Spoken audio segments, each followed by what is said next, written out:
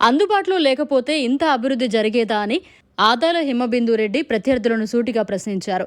నిరంతరం అభివృద్ధిని ఆకాంక్షించే నాయకులపై బురద జల్లే ఆరోపణ చేయడం సరికాదని అన్నారు.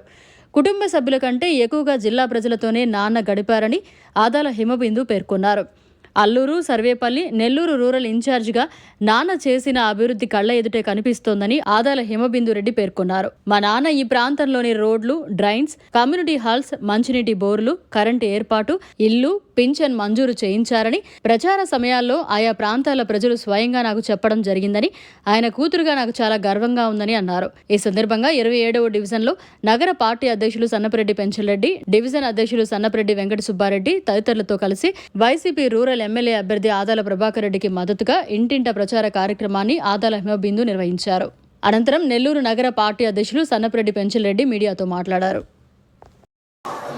అందరికీ నమస్కారం. ఈరోజు 27వ డివిజన్లో పెంచలరెడ్డి గారితో మరియు సుబ్బారెడ్డి గారితో ఇతర నాయకులతో, కార్యకర్తలతో, మహిళలతో కలిసి ప్రచారం నిర్వహించడం జరిగింది.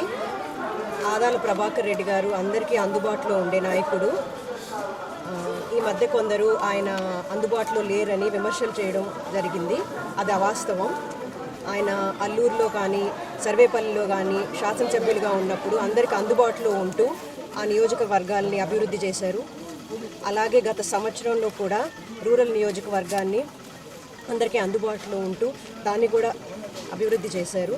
గత 5 ఏళ్లుగా కూడా పార్లమెంట్ సభ్యులుగా కూడా కేంద్రం నుంచి నిధులు తీసుకొచ్చి నెల్లూరు జిల్లాని కూడా అభివృద్ధి పరిచారు.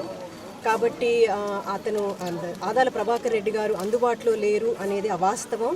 ఆయన అందుబాటులో లేకుండా ఇంత అభివృద్ధి జరిగిందంటే నేను నమ్మను, ప్రజలు నమ్మరు.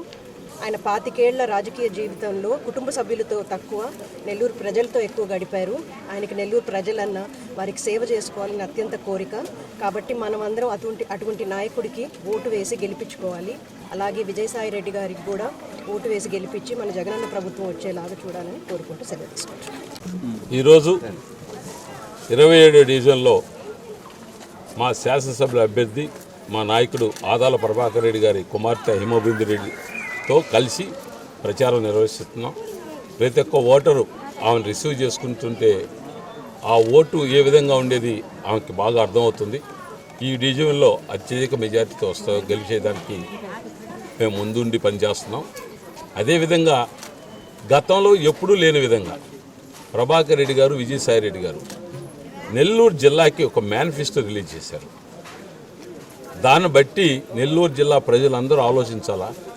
గతంలో ఎంతోమంది పార్లమెంట్ సభ్యులు, ఎంతోమంది శాసనసభ్యులు వచ్చారు. మనకు ఎవరికైనా ఒక విజన్ అనేది ఈ విధంగా ఉండాలి అనే ఒక ఆలోచన వచ్చిందా అని నేను అడుగుతున్నా.